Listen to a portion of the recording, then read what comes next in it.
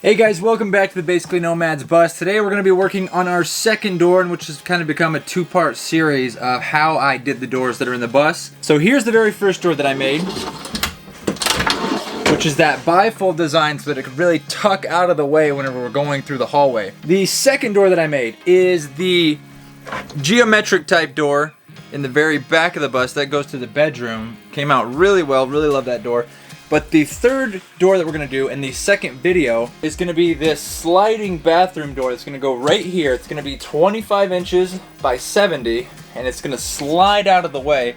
And that's why I couldn't do a solid wood door here, is because I didn't want those doors to bump each other. So I wanted to show you guys first the hardware that we're going to be using for this sliding door.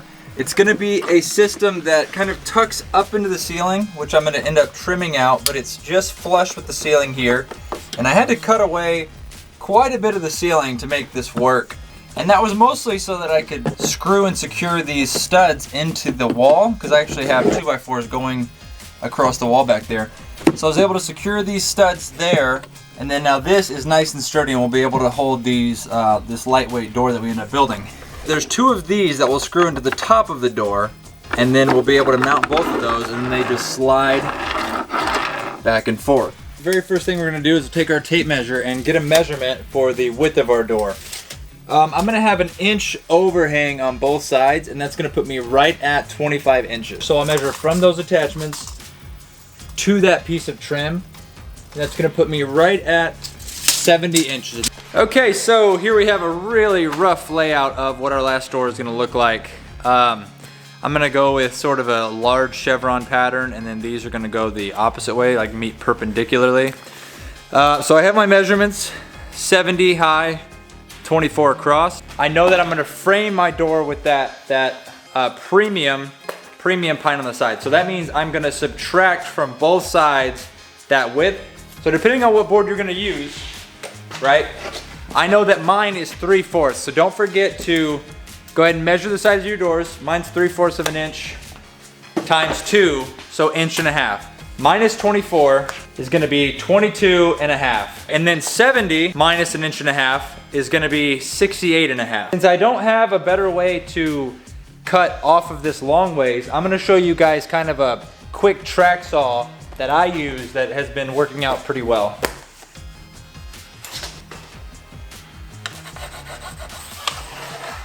My line is right here at 68.5 inches. You measure from the blade of your saw to the outside, your guard, and I've got 1.5 inches. If you know that your line is gonna be, say, at 68.5, you can actually just go ahead and subtract that 1.5 inches, making it 67. So if you measure right to 67, then you'll know that's the line that your saw should go on so that it actually cuts on 68.5.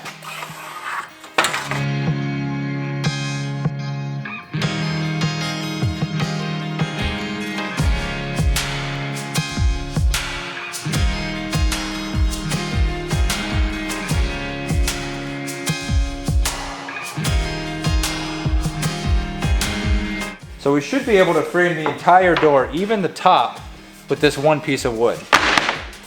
As we discussed earlier, our total door height is going to be 70 inches, which is what we'll cut this at. So for the end, we'll actually just use the piece of wood that is the door to get an exact measurement. Now we're going to rip that down on the table saw to the same exact width as our bedroom door, which was 1.25 inches.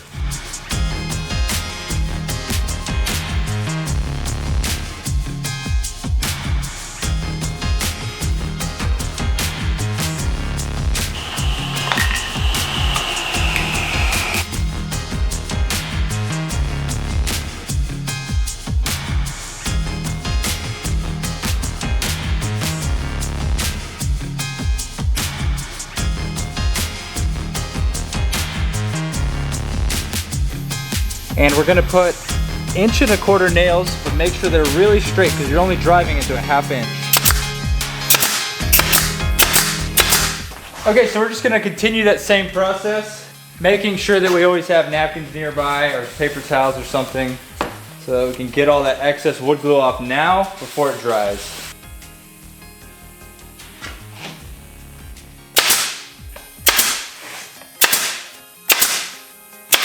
At this point, you have your wood frame.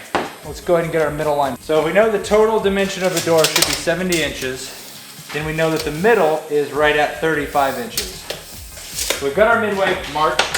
Now that we've got our midway marked, we can start ripping down these quality boards into 1.25" slats. These slats are the exact same size that we used on the geometric door in the video you can click here.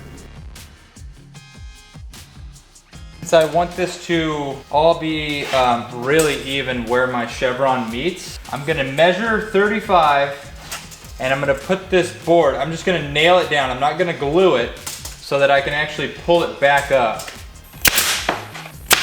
So if you meet that corner and then you come here and draw just a little tick mark, okay, then you can take your speed square, line that up with your dot, and then draw that 45 that you want to cut. This is kind of the part where it gets a little tedious. It's going to be a whole lot of cuts, a whole lot of time. So I'm just going to get to it and just follow along. Okay, so for this process, like we already kind of covered, I had that mid board there so that I made sure that my chevron would be an exact 45 on both sides. Once you have one side done, you actually remove that midpoint. It should just pull right up since you've only got nails in there, and then you'll just continue to match it on the other side.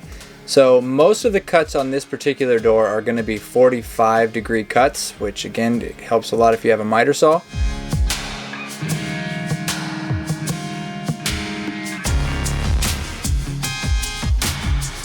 You can see here too, we're actually using a piece of 1/2" wood to keep consistent spacing throughout the door.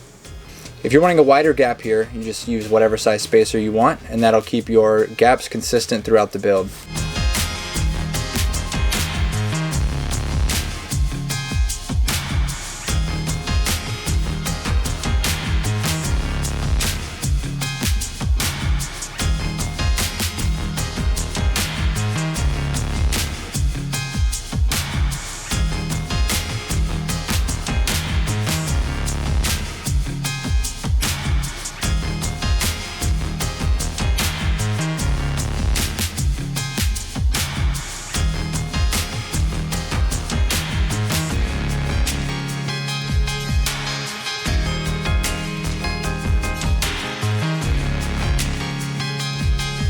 Once all the boards are down, then you're going to putty all those nail holes depending on how you want to finish your door, whether that be painting or staining. Then you're going to let that dry and then come back and sand it down with an orbital sander if you have it. I went through 2 different applications of the putty just because I had a few spots that I missed, and I really wanted to make sure that I closed up all the gaps as much as possible.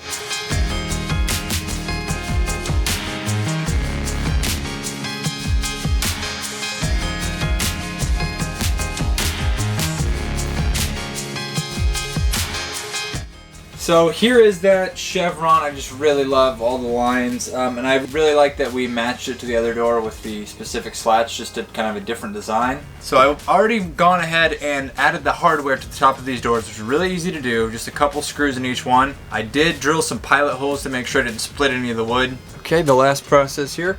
All we're gonna do is attach that hardware on top of the door to the sliding door hardware. This is actually pocket door hardware that's meant to slide into a wall, but it just worked out really well to kind of hide up into the ceiling. Alright guys, thank you so much for watching and follow along with me. I can't wait to see what you guys do with it. If you liked the video, give us a like, subscribe so that we can keep making these videos, and don't forget to follow us on Instagram at BasicallyNomads. And if you do build one, make sure you DM us and we'll share that in our stories. And until next time guys, take care.